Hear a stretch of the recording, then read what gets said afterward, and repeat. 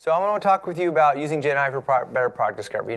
When ChatGPT came out, I, like everybody else, was like, "What's that? Wow, this sounds amazing!" And started, playing around with it a little bit. And then I had to decide: am I going to go and really go research it a lot and play with it, or just like kind of be like, nah? So I said, you know what? Let me go and research and see how I think it can be used. But I wanted to limit, what I was doing, and I picked discovery as like the first thing that I wanted to try out because I think it was the one that had the most potential. So I just want to share some thoughts with you, and I'd love to have it be more of a conversation. You're going to see some of you have probably played around with it, so I want to hear your thoughts. I'm going to put up the results of what it told me and see what y'all think about it, because I'm basically going to try to take you through not every single step I went through, but real time, like kind of how I went through doing it to figure out, does this make sense? Do I need to tweak the prompt? Do I believe this? Is this, is this baloney or what? So we'll go through that. Real quick about my background, if you're not familiar with my background, I started out with a technical background. I was an electrical engineering major. My first job out of college was actually designing nuclear submarines for the Navy, which was a fun job. But I wanted to get more in the business side of things, and that's how I came out to Silicon Valley to go to business school at Stanford. I've been out here ever since. When I was at Stanford, I learned about this cool new career called product management. And the more I learned about it, the more excited I got. But I had never done it. All I had done is design submarines in the Navy. So I said, hey, where's the best place to learn? And at that time, everybody was like, Intuit, Intuit, Intuit. So I was very fortunate to get a job at Intuit back then. It's always fun to be back here for these meetups, because that's where I started my product management career. And that's where I learned tons about product management. After Intuit, I went and was a product leader at several startups. So I got to apply, techniques there. And then I stumbled into being like a consultant, an interim VP of product. So I did that for Box in 2007. I did it for One Medical Group. I did it for Medallia. I've done it for a lot of different companies. So I got into training and consulting. I also was speaking, and that kind of led to the book, The Lean Product Playbook. And then, as you know, I'm a founder of this group here. And if you want to learn more about me, you can go to my website. And it's rare to have so many product people together, so I want to start out with, and you guys, of all groups, probably half this group knows this joke I'm about to tell. So anyway, if you know the joke, don't ruin it for the other people, right? And that's the product manager's motto. Some of you may not know we have a motto in product management, right? It's kind of like Spider-Man's motto. Do we have any Spider-Man fans who can help me with Spider-Man's motto? With great power comes great responsibility. Yeah, the product manager's motto is similar, it's just a little different. It's with great responsibility comes no power.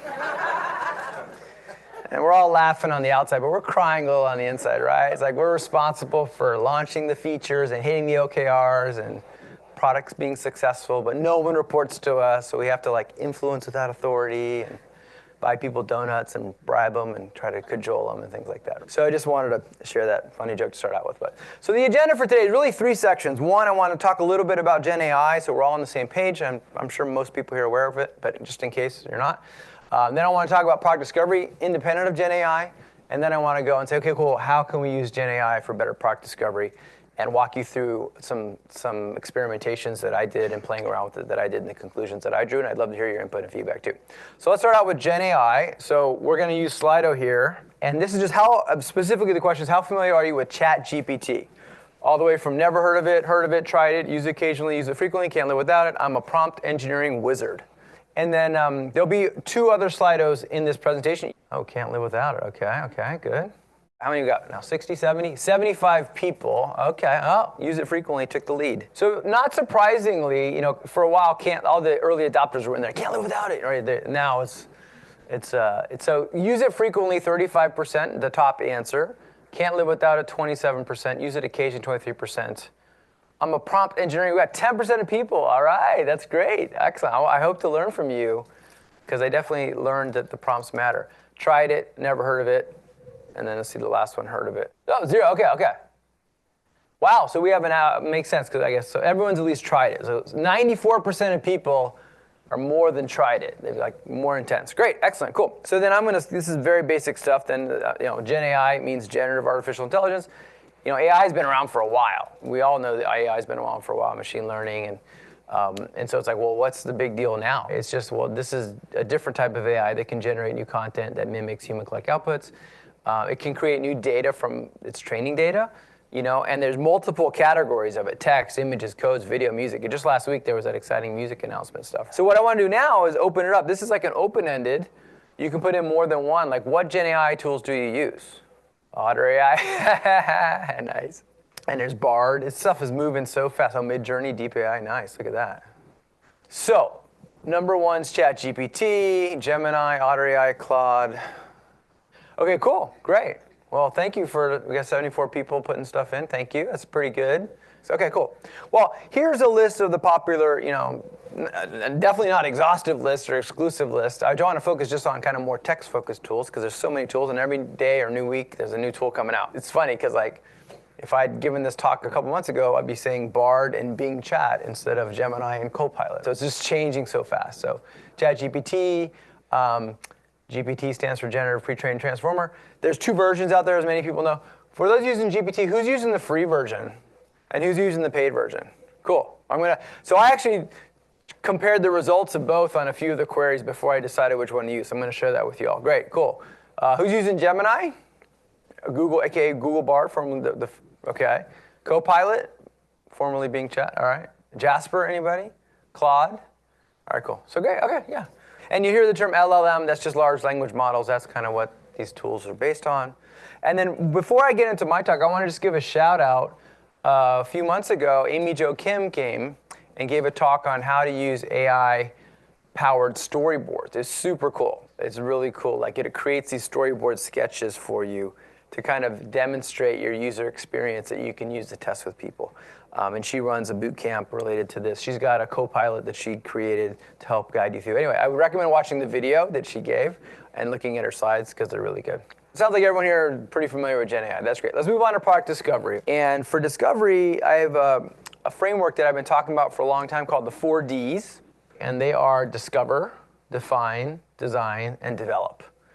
And you hear a lot of talk. It's exciting. In the last several years, you hear people talk about discovery a lot more than they used to. And a lot of times, you also hear the term feature factory a lot these days. Has anyone heard that in the last week or two? Yeah. And so basically, a lot of companies, they have no problem doing develop. They ship every 2 weeks or whatever, and they spend a lot of time in that dev phase running the agile ceremonies and shipping stuff. But that's usually we also may have heard the expression outputs over outcomes. All that stuff's like feature factor. You're spending 90+% of your time on development tasks. If you're spending that much on development tasks, then that means you're not spending enough time upstream of that. At a simplistic level, we can just say discovery and deliver if we want, or develop could be deliver. Obviously, design is important too. But just to kind of clarify what each of these means, I want to talk about what are the key questions we're trying to answer. Because when we're creating a new product or feature, there's uncertainty, and it all gets down to how confident are we about the answers to these questions. So in discovery, we're really trying to get clear on who is the customer at a detailed level. You'll see I'll talk about this more, not just at a high level. Who is the customer and what are their needs? These are basically the 2 bottom layers of my pyramid. Next, for define is great. Now that we know their needs and who they are, how we plan to meet their needs, how are we going to meet their needs in a way that's better than the competition? That's where the value prop comes in. And what should our feature set be? Or hopefully we apply an MVP mindset. That's what I mean by define. Design is pretty straightforward. What should the UX be? Let's make sure we're delivering usability and delight. Hopefully we're doing some user testing. And then develop, pretty straightforward. Build it, test it, ship it. It's pretty straightforward. So that's the 4 Ds. So when I say I'm going to see how GenAI can help with discovery, I'm just limiting it to this phase. Hopefully that makes sense. There are obviously applications in other phases. For example, the sketch notes, the sketch thing that Amy Jo did is over here in the UX line. And just to tie it to the pyramid, this is my product market fit pyramid for my book and talks. There's a target customer, and there's our underserved needs. That's what discovery is focused on, basically. That's discovery, and these 2 are defined, and that's design, basically. So I'm going to be focusing on how, trying to use ChatGPT to see how it can help in the discovery process. Now, what does that mean? Well, what it means is getting clear on the answers to those 2 questions. So the first is defining your target customer. And the metaphor I always like to think of here is like an onion. Because basically, your initial hypothesis or first idea about who your customer is like the outer layer of the onion. And the bottom line is to really know your customer and deliver a lot of value, you have to really get clear on who they are at very detailed level. You need to peel the onion in several layers to do that. And the tool that we use to peel the onion is market segmentation. And there are several types of market segmentation. The first is demographic. If you're dealing with consumers, it would be demographic. Things like age, gender, geography, education, income. This is kind of like who is the person. This kind of demographic. And one of the things you want to think about when you're doing the segmentation is the difference between causality and correlation. And so demographics often people jump to right away because it's the easiest to get your head around. Our product is for men in their 30s. It's for women in their 20s. It's for retirees. It's for college kids. Those are all demographic descriptions. It's really easy to kind of get your head around. But typically demographics are the least there's less causation and more just correlation. By the way, in B2B, there's a comparable thing called firmographics, where you're categorizing based on the attributes of the company. What industry vertical is it in? How much revenue do they make? What geographies do they operate in? How many employees do they have? Things like that. So, and then the next one, and I often get the question, well, which one should you want to use all these? It's not like you use just one of these. You want to slice the onion as much as you can. The next category is psychographic. So if demographic and firmographic are who are you the person or who are you the company, psychographic is what's important to you. What are your attitudes and values? An example of a consumer psychographic thing would be like, how much do you care about the environment? You could be someone who cares a lot, you really think about your carbon footprint, you're really sensitive about what you buy and what you use. And there could be someone like that who's 10 years old or 80 years old. Like my daughter's 13, she's always like, hey dad, use this instead of this. She's telling me stuff like that. Right? So that's kind of orthogonal to demographics if you think about it. Next up is behavioral. If psychographic is what you believe, behavioral is what you actually do, based on actual behavior. And these can sometimes not be in line. This is the difference between kind of attitudinal data and behavioral data. If I ask people in this room how often you go to the gym, psychographic, they might say, yeah, I go once a week. But if I watch people, it might be more like once a month. So it's behavioral data. A common behavioral segmentation is you might have power users of your product, people that use it way more frequently than everybody else, or use a lot more of the feature set. That is a behavioral segmentation. And it's an interesting thing we'll see that'll come up in a minute here. When ChatGPT was trying to tell me some behavioral stuff, it kind of wasn't ideal, but yeah. And then also how often they do it, frequency of use as well. And then finally, the last segmentation technique is needs-based. You're actually segmenting the market based on who has what needs. So segment A has needs 1 and 2, and segment B has needs 1 and 3. This is honestly where you get the closest to the underlying causality, I think. But again, you want to use all these to slice and dice the onion to get as specific as you can. I want to give a quick example of this from a team that I worked with. I was asked to judge a startup competition. And so the first thing I did, I started at the bottom of the pyramid. I said, who's your target customer? And the team told me our target customer is millennials. And this happens a lot in the product world. You get an answer for someone on your team, a stakeholder, a developer, a designer, and it sounds specific, but then when you go back to your desk, you think about it like, wait a minute, you start scratching your head going, wait a minute, that's actually not that specific. That's what this, at first I was like, oh, they know who their target customer is. But then I was like, wait a minute, there's like millions of millennials in the world. They're not all your target customer, right? So then I started asking them questions about their product, and it turns out their product was similar to a product called Blue Apron. Are some of you familiar with that? There's other products too, where basically once a week or so, they mail you a box with the recipes to cook meals for dinner, and as much prep as they can do, like the spices and the herbs and all, whatever they can do to save you time, they pack it in the box. That's the idea. So as I talked to them about it, I'm like, okay, so it sounds like your product is for millennials. By the way, what kind of segmentation is millennials? Demographic, yeah. You're born between these years. One time somebody said, well, it could be psycho, you could feel millennial, but I guess. But it's more demographic, probably. So they say, okay, they started out with the demographic, millennials, and I was like, it sounds like it's for millennials who want to cook at home. Is that right? And it was like so obvious, they didn't even, they're like, oh yeah, it's for people that want to cook at home. I'm like, okay, cool, well that narrows it down, because not all millennials actually want to cook at home. What is who want to cook at home? What do we think? What do people think? What category of attribute that is? It's psychographic, right? Who knows why? Maybe so they can brag to their parents, hey, I cook at home, or they want to eat healthier, or they want to save money, or they have dietary restrictions. Who knows why, but for whatever reason, they want to cook at home. So yeah, so we started out with the demographic, and we added a psychographic. And by the way, if that had been this is the outer layer of the onion. They only did the outer layer. If they went and recruited people to test their product idea, and they just grabbed 10 random millennials, and that's all they screened on, do you think all 10 would like their product? They wouldn't, because the ones that don't want to cook at home would be like, I DoorDash. I don't want to do that. So a little hint that haven't peeled the onion enough is you get mixed results when you talk to people. If you go and talk to 10 people and 5 go, I love your product, and 5 go, meh, then you're missing some what I call a salient attribute. And then finally, it was for millennials who want to cook at home, but then as I talk to them more, it's like, yeah, but some millennials already cook at home. They like going to the grocery store. They like looking up recipes. They like that. So it's for millennials who want to cook at home, but are too busy to cook at home. There's the third attribute that we added. What attribute would that be? They're too busy to cook at home. It's behavioral. I could watch it and be like, yep, you're too busy to cook at home. I can see you don't have enough time in the day. So we started out with a demographic. We added a psychographic behavioral, and I think we really peeled the onion, got the hypothesis a lot sharper then. So that's what we want to do that's what I'm going to be doing with ChatGPT a little bit to get to know the customers. And then when we talk about customer needs, that's where one of my favorite topics comes up, problem space versus solution space. So I'm sure a lot of you have heard of that problem space. I've been talking about for a while. I want to give a quick definition, and then we'll do a little audience participation exercise. So problem space is basically a customer problem, need, or benefit that the product should address. And the idea here is we're going to distinguish between problem space and solution space.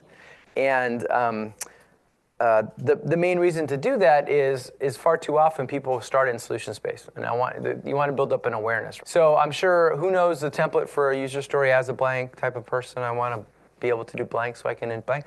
Everybody knows that pretty much. That last part is really the essence of the problem space. So I can. Why would a user care about this? Why is this going to create value for them? That's the essence of the problem space.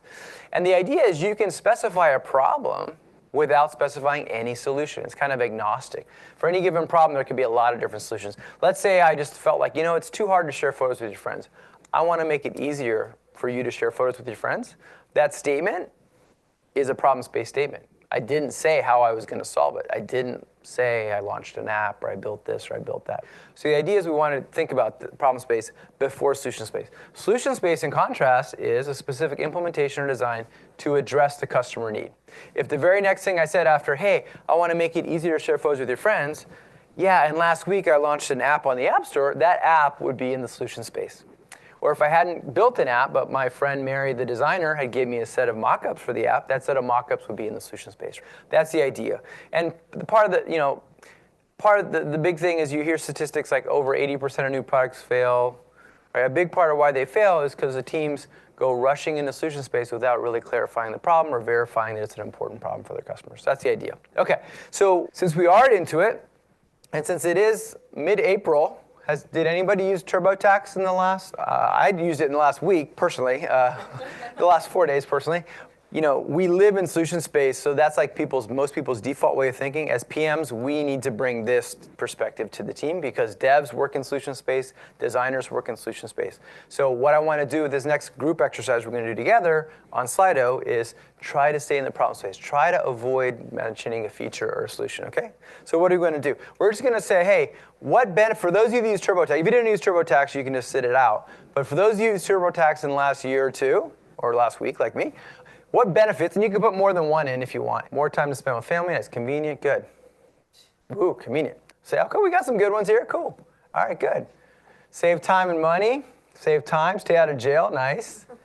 No, it makes sense. Like, you get audited, you do it wrong, you get tax fraud, that's great. Sweet, okay, cool. So thank you guys for doing that, I appreciate it. What I like to do, and this is what we're gonna do with ChatGPT, is when you're working on a product, before you think about feature ideas or solution, is explore the problem space, which is brainstorm what are all the potential benefits you could provide to the customer. So if we were on the TurboTax team, we would say, hey, we know the onion we're working with is we want to help people with their taxes. Let's just suspend disbelief for a minute, and what are all the different ways we can help people with their taxes? And you brainstorm like we just did over there. You guys are documenting existing reasons, but you could brainstorm. And then what you want to do is clean it up and dedupe it. And if you do that, you'll end up with, like, say, help me prepare my taxes, reduce my audit risk. The people are talking about fraud in jail, that's that one. And check my return. People were talking about it being accurate and things like that. Now, these are distinct benefits at this level. But if I did discovery interviews with people and I said, hey, why is that important, why is that important, why is that important? I did a 5 whys exercise with them. I might realize that even though they are distinct at that level, at a higher level, they all kind of ladder up to the same overall benefit of empowerment confidence. So several people said confidence, if you saw in the previous word cloud. And I think that's what they're getting at is, hey, before TurboTax, someone even said, I don't know what a 1040 is. I saw that response. It's like, hey, I don't even know what a 1040 is, but I got to file my taxes. And then I used to do it by hand, and I was always nervous when I did it. But then a friend introduced me to TurboTax, and it just guides me through. I don't need to know anything about the tax law. Next thing you know, I'm done with my taxes. I feel a lot more confident and empowered. That's basically what that's all about. That's an emotional benefit, frankly. Several people mentioned save time. That is definitely another benefit ladder. And we call them ladders because the first answer you get from the customer is at the lowest rung of the ladder. And each time you ask why, you're trying to get them to kind of go to a higher level. Save time preparing taxes, save time filing. Instead of having to print it and go to the post office and mail it. And then finally, save money, whether it's by maximizing your tax deductions or because it costs less than a CPA, which other people said. So this is what I mean by a problem space definition.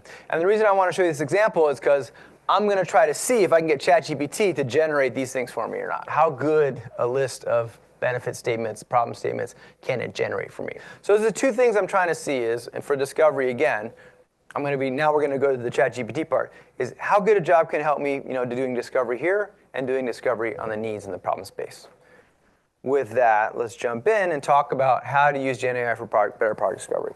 And again, I didn't know before I started how this was going to turn out. It was a fun experiment. So the first thing I want to say that I think is relevant is hopefully most of you are familiar with the difference between divergent thinking versus convergent thinking. In divergent thinking, it's all about creating options. Like the thing I just said about exploring the problem space. When you're exploring it and brainstorming with your team, there's no judgment. You just write it down. Even if somebody says it and you're like, that's a silly idea, you don't say that. You just write it down. And then later, there'll be plenty of time later to converge and say, that's dumb. We can't do that. That's not feasible. This one's more important. We can prioritize and evaluate then. You don't want to do it too early. I run workshops, and usually like 1 in 20 teams, they get into a debate right away. I'm like, no, just like look at everybody else's flip charts. They've got 20 ideas. You guys have written one down because you've been debating too long. So you want to get to that. So at a high level, one of my main takeaways was, hey, GenAI is great for exploring possibilities, right? It can point out things you didn't even think about, you didn't even know about. So blind spots, like, oh, I didn't even think about that benefit, or I didn't even think about that kind of customer segmentation attribute. But it's not as so good on the convergent, in my opinion.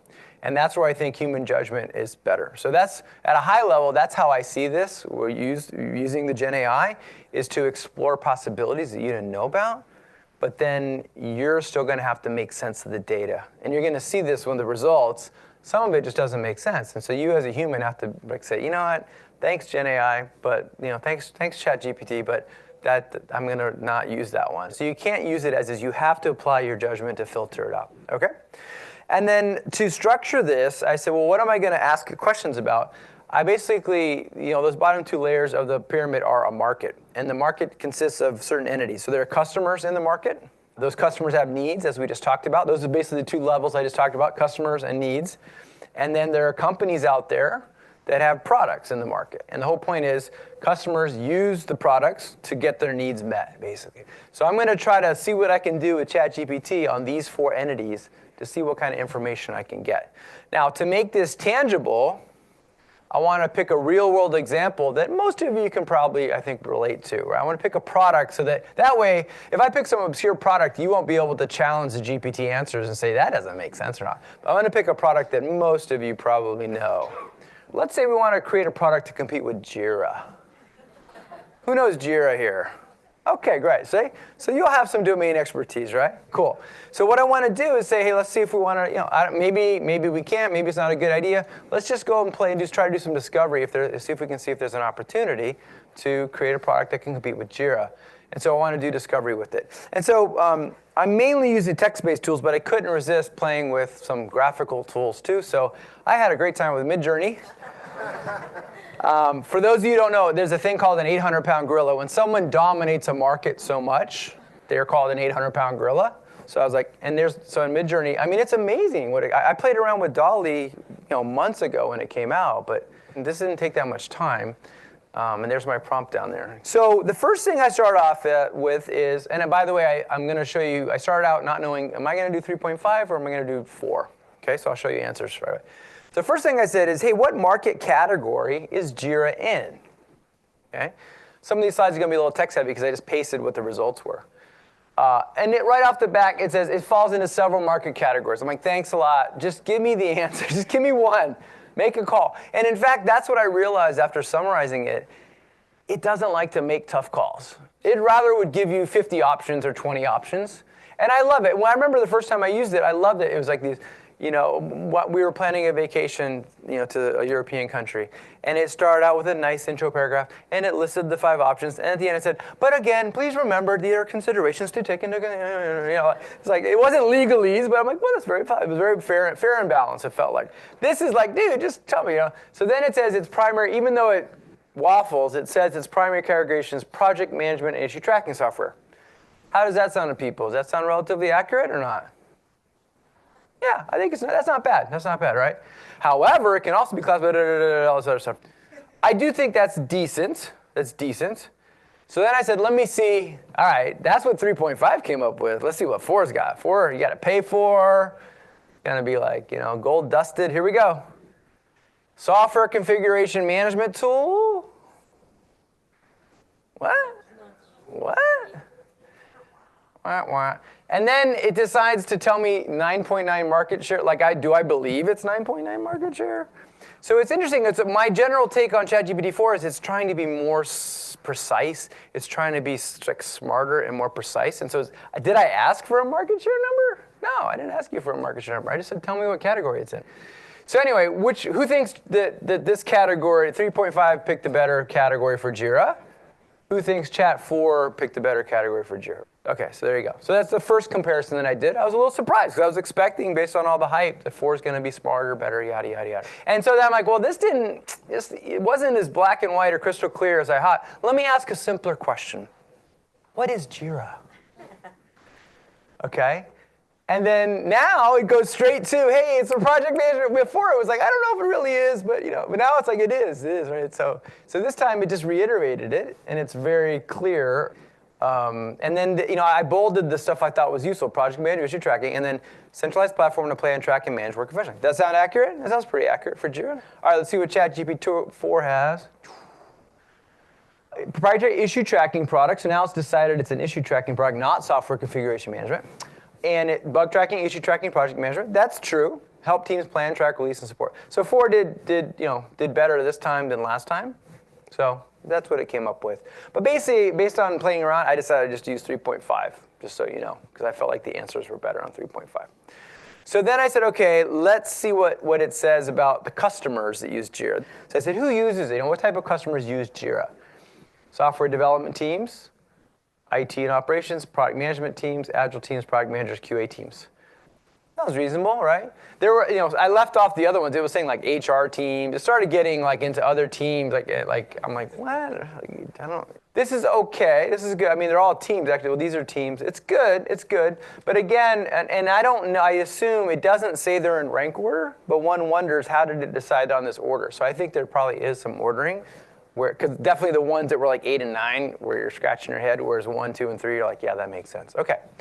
So then I'm like, okay, well, they think like a lot of people use it. I have to get clear. I wanted to start to zone in on who I think the target customer is, and I was going to zone in on product managers. Obviously, developers use it, and QA use it, and design uses it too, but I just wanted to pick one specific persona to go into. So then and then what I wanted to do is say, okay, cool, if we're trying to build a potential competitor, let me see what ChatGPT can help me understand about what do people like about Jira and what do they not like about Jira to see what's up. So I said, okay, what do product managers like about Jira? Customizable workflows, agile support, backlog management, user story mapping, integration, real-time collaboration. How does this seem? Decent? Yeah. Some people shaking their head. The portfolio management, it's funny because that will come up as a weakness in other areas. So it's not consistent with itself. But for the most part, sounds pretty reasonable. So then I said, what do they dislike about Jira? Trying to find some opportunities. Complexity, yeah, that one resonated. Customization overload, UI design. Yeah, feel free to vocalize. Performance, this is what I didn't know. Has anyone had performance issues with Jira where it takes a long time for the pages to load? Okay. I know Jira pretty well. I have not experienced that myself, so that was a learning for me. So I'm like, cool, something there. That's that expiration that I didn't know about. Dependency on add-ons. That one I'm like, well, you need everybody's got add-ons. So steep pricing for large teams, communication challenges, overemphasis on software development. This is basically saying you kind of need to be techie. It was built for techies, so you kind of need to be techie to use it. And then these two, I don't. Resistance to change, that has nothing to do with Jira. I'm like, what does that mean? And then offline capabilities, I'm like, does anyone here want to use Jira offline? When you're on the remote vacation away, you want to be filing tickets and stuff. So the funny thing is, I saw a pattern, which is the first couple answers are higher quality. The last answers start to be like, whoa, it's just. It felt like it had to do 10. I didn't give it a quota, It's like that book report in elementary school. It's got to be 10 pages. You're like, okay, I'll write some junk. I mean, it's like, that's what it feels like a little bit. So then I said, okay, cool. All right, let's see what it thinks about the market. What other products does it compete with? Here's what it says it competes with. Raise your hand if you agree. Trello, okay. Asana, okay. Monday.com, GitLab, Azure DevOps. Yeah, definitely that one. Version 1, I think that's an older tool. Clubhouse, anyone here use Clubhouse? Okay, you do? I just did this today. Oh, okay, all right, cool. Well, actually, you know what? I'm glad you brought that up because I had a slide or two. I just didn't want to have a bunch of gobbledygook in there. But sometimes the data set that these are based on is older. It's funny because I was doing some Googling today, and I found a blog post today that still was saying Bard. I'm like, guys, it's not Bard anymore. Target process? Yeah, okay. All right, click up. Reich? Cool, all right, good, it's great, okay, cool. So, from my point of view, I guess, and they bought Trello, but Trello kind of was the original Kanban board visualization, lighter weight, better UI. And Azure DevOps, definitely people use that. I know that the Microsoft shops tend to use those. But then, in my opinion, Asana, Monday, Reich, these are general purpose project management, task management, right? I mean, not saying companies aren't using them, but anyway, okay, great.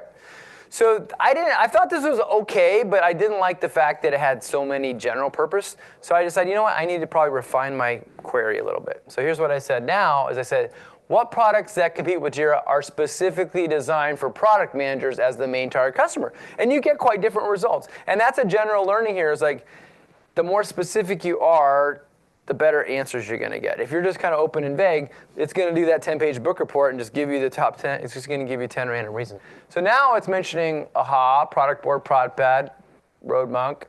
So these are definitely products, although MindMeister's it says, although it's a mind mapping tool. I'm like, it's a mind mapping tool. But definitely Product Plan, Product Board, AHA, ProdPad, RoadMonk. These are products that are used. But do you use them instead of Jira? Yeah, right? So it didn't get the fact that, these are used with Jira. They all have Jira integration. So it's kind of interesting. And then AirFocus, again, it brought in another general purpose tool. The funny thing is it dropped Azure DevOps. It decided that was no longer in the mix. So then I was like, okay, let's get into the customer problems and the needs. Let's see, again, what does Jira solve well and what does it not solve well? So I said, what customer problems does Jira solve well for product managers? Project and task management, agile workflows. These look pretty good. I think these are pretty good, right? They're pretty good. One thing I forgot to mention, though, is that if you look at my problem space statements here, I forgot to mention this. You didn't know there was going to be a grammar quiz. They all start with the same part of speech. What part of speech? Who's my grammar people? Verbs, that's right, verbs. And usually I have my Schoolhouse Rock verb, that's what's happening, comic here, but I don't. So they're verbs. And so I noticed that what it was giving was kind of like more nouns. And I was like, these are not inaccurate, but they're not really, that's not a customer problem, right? It's like some of these, so I was like, I want it to be a problem. So I revised my thing. I revised my query to add, same question, please start each problem with a verb and write each problem from the customer's perspective.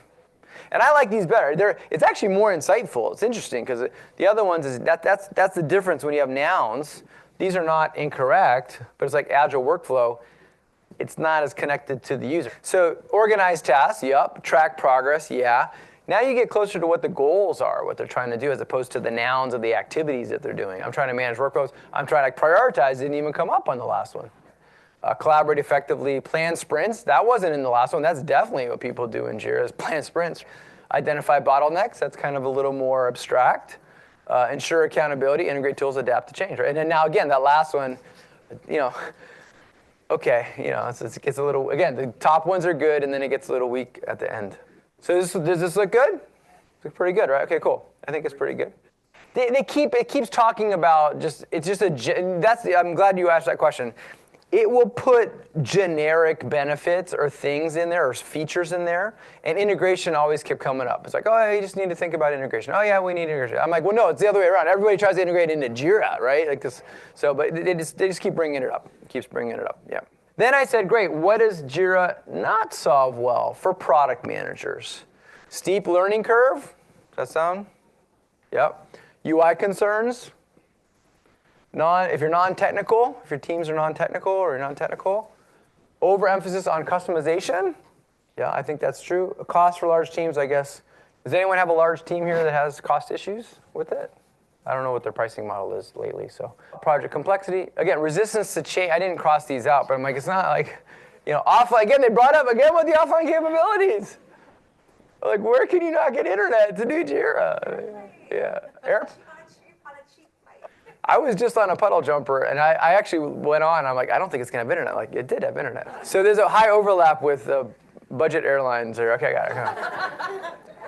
Well, don't get me wrong. Even on airlines that have it, it's like you roll the dice. Am I going to get Wi-Fi this time or not? You never know. Task-oriented focus. And this lack of CRM. Who wants CRM in their Jira? Oh, yeah? Okay, one person. I'm like, what? So, but these other ones, I think these resonate with people. Yeah. Sure. I know. So that was about to comment. On the other one, it was doing a lot of nouns and solutions and stuff. This is not as bad. I think it's because it doesn't solve well, so it's more of a problem. But again, I went back and asked it again. Please start each problem with the verb and write it from the customers. And now we got some good new stuff. Visualize roadmaps. Does anybody have trouble with that? That's why we use That's why people use those other tools. Facilitating ideation, that was an interesting one. It's more of like capturing the work to be done, less about ideation. Again, that's why people use some of those upstream tools. Manage stakeholder feedback, I thought that was an interesting one. Yeah, no, CRM was for customer data and stuff. If you read I took out all the fine print. Non-software, it keeps doing, that's another one it keeps putting in there. Non-software, non-software, non-software. I'm like, okay. Resource management, I don't know. Long-term planning, that makes sense. It's not great at doing long-term planning. It's good for sprint planning. Capture customer insights, support non-agile workflows, promote design collaboration. That's an interesting one. I know a lot of designers and streamline. Yeah. So anyway, so it was interesting. So it did okay on the problems, the pros and cons and the problems when you kind of clarified it better. I feel like it was better. So now I want to get into more, okay, what would make someone more likely to use Jira or not use Jira? So here we go. What attributes make a product team more likely to use Jira versus one of its competitors? Dev focus. That's a techie side thing. Complex project management needs, integration requirements. There they go again. Agile Scrum practices. This actually was a good one. It's basically like, hey, it was trying to say, like, if you're not doing Agile, you're probably not going to use it. But then I was like, who's not doing Agile these days? Customization preferences, that makes sense because Jira gives you a lot of customization. Technical proficiency. Need for advanced reporting, scalability, historical use, yeah, and preference. This was an interesting one too, I guess, if you want to use Confluence with it as well. Then I said what makes the product team less likely? Simplicity preferences. So we're seeing the same themes kind of come up again with like, what does Jira not do well and what's important? So the simplicity, non-technical focus. If your project is lightweight, it can feel heavyweight. Non-agile workflows, steep learning curve, visual tools, yeah, and then it starts preference for minimalism. And then just some of these other ones are kind of getting weak again. So then I was like, okay, let me go start trying to peel the onion on what it says on target customers. And so I showed you those different segmentation ways of segmenting, demographic, firmographic. So I asked each one. I started out by saying, hey, what's overall good attributes? And then I said, what are good demographic attributes? What are good firmographic? I went on down. And then at the end, just to be inclusive, I'm like, what else you got? It gave me like between 10 and 20 for each one of these. And I have them all, but I'm not gonna walk you through all of them. What I then tried to do, I was like, you know what? There's so many. It gave me so many. Let's see if it can prioritize them. So then I said, oh, here's the summary. The results were not that great. There were a lot of generic answers, and there were some irrelevant answers, kind of like we saw a little bit here, but it was a lot more pervasive on the segmentation attributes. So then I said, great. Out of all the stuff you gave me, take the top 100 and prioritize them on a 7-point scale, 7 being highest, based on how predictive it is that the likelihood a product manager with that attribute who isn't using Jira would be very satisfied if they were to start using Jira. And then it gave me a little, sorry, buddy, I can't do 100. I can give you 20, though. So it gave me the top 20 with 7. And I'm not going to show you the top 20. I'll show you the top 9, because then it dropped off with the score. You know, only one had a score of 7 out of 7. There were 4 6s, and 4 5s. And so, you know, this is, again, what am I asking? I'm trying to get at what segmentation attributes will help me determine if a customer is likely to be in the target market for the market that Jira's in or not, right? So what happens is some of these, they sound okay, but they're not really actionable. You're not really going to be able to do it, right? Like tool adoption history, if you read the details, it's like, yeah, if they used Jira before, they're more likely to use Jira again. I'm like, yeah, I know that. And it's like, but that's not a benefit. And feature utilization, this gets in the problem. Like I said, if you see my quote, I said, who isn't currently using Jira, feature utilization means, if they're using a lot of features in Jira, they're more likely to, be happy with Jira. But I'm like, that's not what I'm talking about. And so a lot of these things at the end of the day, I mean, this is kind of my grading scale. It's like, this is basically, does your team use Agile? Yes, it's an important criteria, but everyone pretty much does. It's not going to discriminate, whether you're in there or not. And yeah, maybe have they use a Jira alternative, but so there's nothing really in collaboration intensity. There's just not a lot of good stuff here when I look at it this way. So again, this just reiterates you can't have it prioritize or evaluate for you. It doesn't really know. It's best at exploring remember the triangle, the diamond that we had. Yeah, divergent, exactly. When you try to make it converge, it just doesn't really good. So then I was like, okay, well, let's get creative here. We did all this work on all these attributes. Let's see if we can create a persona. So this is a lot of text, but create a target customer persona of a product manager who's in Jira's target market using the market segmentation attributes had a score of 4 or higher. So I was like, hey, take the top ones that you picked. And so, I didn't give it any much guidance. So I was actually, pleasantly surprised. At first blush, it looks good. Then you start getting into it. So let's get into it. Sarah Thompson, 35, 8 years, Agile methodology adoption, tool adoption. So it reiterating. You can see it's using the top ones. And when it gets a little bit of the narrative, it sounds good. But again, I don't know if you're going to use that to target people or not. It's interesting. And then, let's see what else it had. Training, feedback. Yeah, this stuff, again, another one's like, well, if they submit a lot of feedback and support requests, they're more likely to be satisfied with Jira. Well, yeah, but if you're not using Jira already. So what I would say is it's an okay draft, but then you gotta apply your judgment and filter it. Then I went back to Midjourney, since it's so fun to play with, and I said, hey, create me a sketch for the persona that you just did, basically. And this is where it really gets into how you specify. You got to specify a lot of details. You can say a sketch. Another thing you can say is like a coloring page for kids. Like the kids, when they color in with the crayons, that ends up with a nice black and white sketch. You can say whether you want thick lines or thin lines. So I just said, okay, it said Sarah was 35, so let's do that. So there's, you can slap that on your persona to help people out. Okay, so how did GenAI do helping with discovery? Let's summarize it all up. It was helpful with what customers like and dislike about an existing product. It was helpful to identify customer needs and problems once I gave it some guidance to kind of frame them in a certain way. It was okay at generating what I say, a draft persona, a starter persona to get you going, but you're going to have to edit it. And this isn't ChatGPT, this is Midjourney. Midjourney is great for generating images. And then what it wasn't so great at, naming a market category, we saw that. So you're probably going to have to decide what the category is. The competitive products, you definitely have to apply judgment on those. We saw that. Salient market segmentation attributes, you're going to have to. You can look at their list of 100 and then cherry pick the ones. So there, out of the list of 100, there may be 6 that were somewhat relevant. And it's not good at prioritizing or evaluating, ranking the options. So some key takeaways for me. ChatGPT may give you better results than Force, so try both and do your own A/B test with whatever you're working on. It's good for exploring possibilities, but you need to craft your prompts deliberately. It's not good at prioritizing, evaluating options. As far as using it to explore a problem space, you can see what customers like and don't like about products. You can, help you brainstorm customer needs. You can use it to draft a draft persona. And again, Midjourney is great. So that's my summary. I hope that was helpful. With that, I want to thank you all. This is a new talk, so let me know what you liked. Any suggestions for making it better? I'd really be open to that. And cool, so open it up for questions and comments or discussion, anything, yeah. If anyone else has played around with these tools and seen different results or... Hi, my experience is that I try to find, each AI I used has like its own personality. And for me, it's like having interns. Okay. Yeah, and GPT-4 definitely is like your MBA student from, I don't know, a big college. If he doesn't know, he bullshits always. If you go especially to marketing questions or do something, it's really about that. And it's like the biggest thing. If you take one of the European versions, they're very modest, they don't do it. And yeah, you can really see in each question, each AI has a different thing. And thinking about it and how you put the questions out is like, sending somebody out doing it. It's like your first question. They don't know what they want. If you say, oh yeah, what is it Jira does. Oh, okay, easy. That I can Google. Product category then has to understand it, goes too complex for them. It's like really, if you have managed interns, then you can manage AIs. That's like the Yeah. best way of thinking for me. Yeah. How I take it with them. That's a good perspective. There's definitely things of how it's been, different models have been tuned, so you're going to get different results.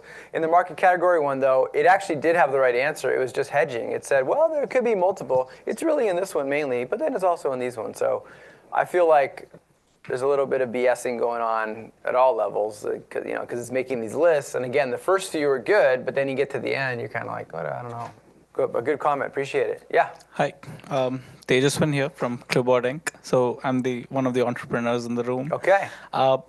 So I'm currently building a platform with the hypothesis that product design is one thing that GPT will never be able to master, because it comes from it's a lot of real world scenarios.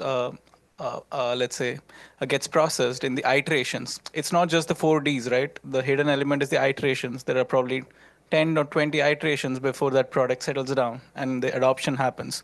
And the learnings between these iterations that a GPT will never be able to find out. And that's where I feel product design will fall short. I mean, GPT won't be able to address it. So any thoughts on that? Well, so ChatGPT is text-based, right? So it's not going to do that. But there are increasingly some UI tools.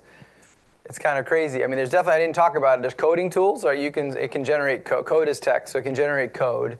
These days, people are like making, you can, if I had time, I'd go make a game with it, because people are making games with it. So there also are at least one or two things that will generate UI mockups for you as well. And, it's kind of like DALL-E, like several months ago, be like, yeah, okay. But then now it's just a matter of time. It's like, okay, and now they're here. Now you look at them, you're like, okay. Or you can say like, design a website for me, with these kind of attributes in it. So it's basically, it can do that, right?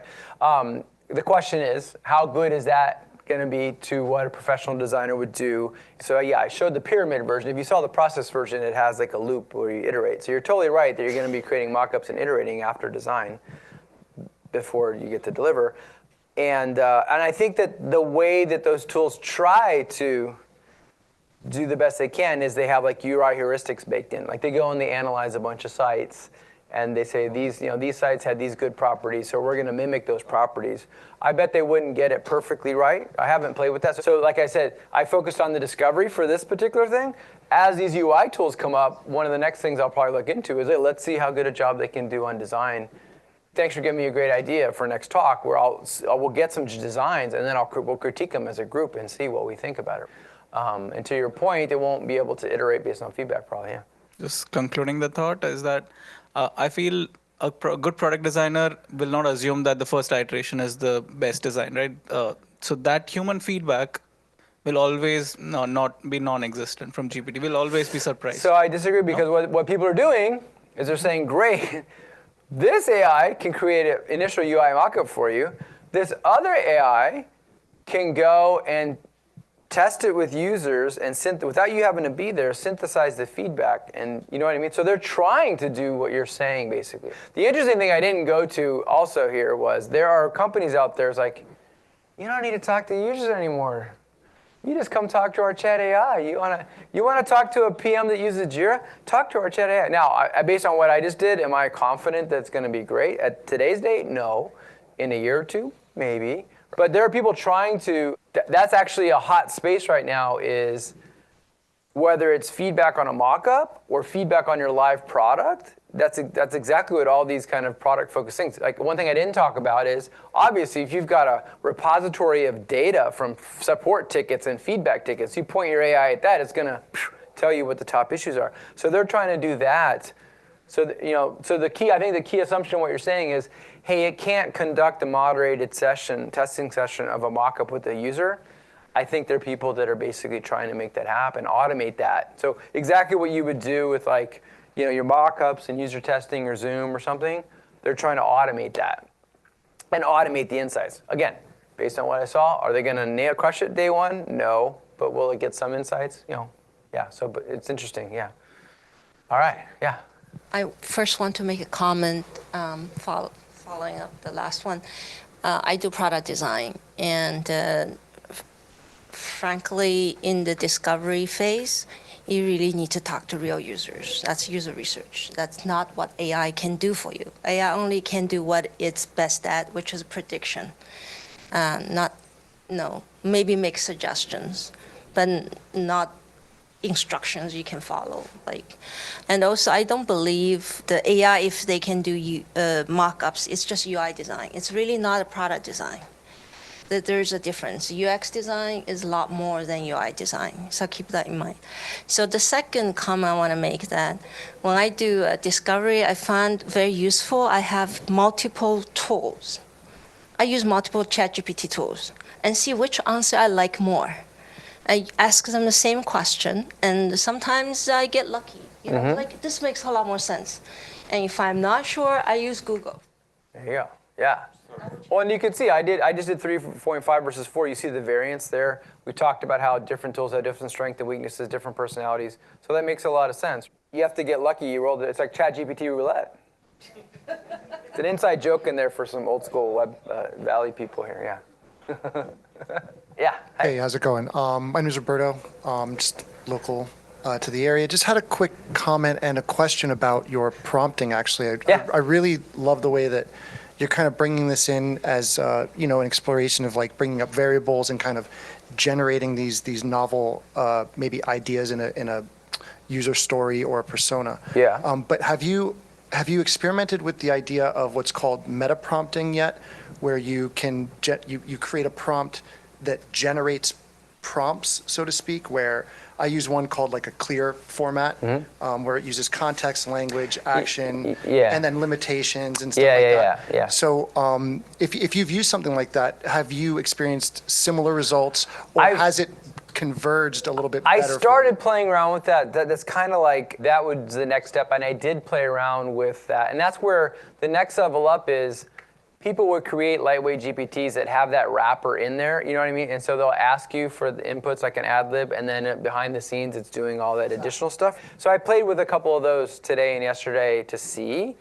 and they were slightly better, but again, it just depends. And part of the issue there is if it's a black box, you don't know like what it's really doing. I know definitely like best practices that I've seen people say is set the context or frame it at the very beginning. I've even seen a funny one where it's like they wanted it to do some marketing slogans, and it's like, you are the world's best copywriter. Like, I'm like, is that really going to change? It wasn't going to try before, but now it's going to really be, I'm like, but that was the idea, is frame it. The other thing is it said to give it some examples.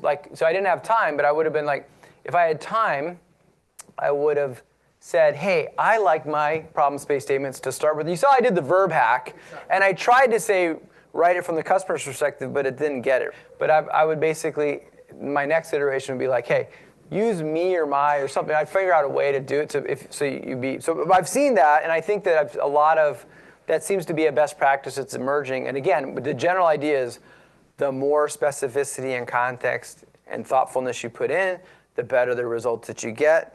The real question is, say you do the perfect job, how close can it really get to like the ideal answer? And I think it can get closer as you do better, but I think it still comes down to this. Here we go, this.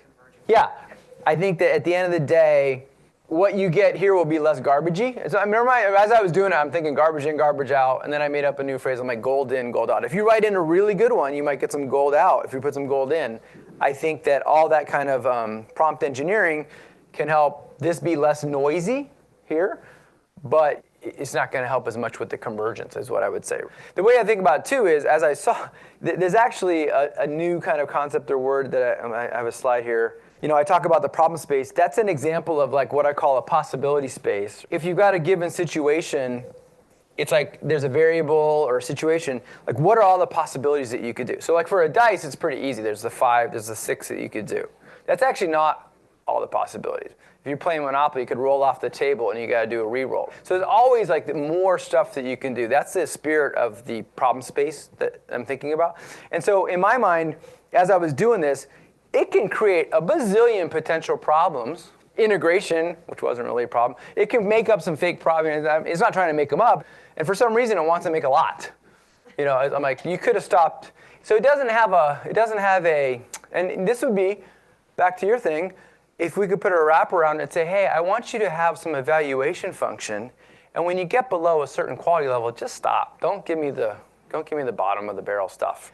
That would be a way to do it, right? But anyway, so I think at the end of the day, that's how I see it, and I think you can get better output if you do. The more thought, and it's iterative. Just like we were talking about iterating on designs, it's iterative, and you play around with it, and you learn, and you see what's going on. Yeah, but I think a lot of people are increasingly realizing that there are templates you can follow for your prompts. You fill in the blanks, and you'll get better output. So. And that's actually what, again, if you go back to Amy Jo Kim's talk from 2 months ago, that's what her ChatGPT does. You have to talk about who the persona is, and you figure out job stories, and then it eventually leads to a sketch note kind of thing. Hi, my name is Digvijay. I work as a Chief Technology Product Officer. So what I've realized is that you have to be an expert to get good output out of ChatGPT. Otherwise, it can just bullshit you. Totally agree. But it makes an expert a better expert. Yes. You don't have to struggle with the initial stuff.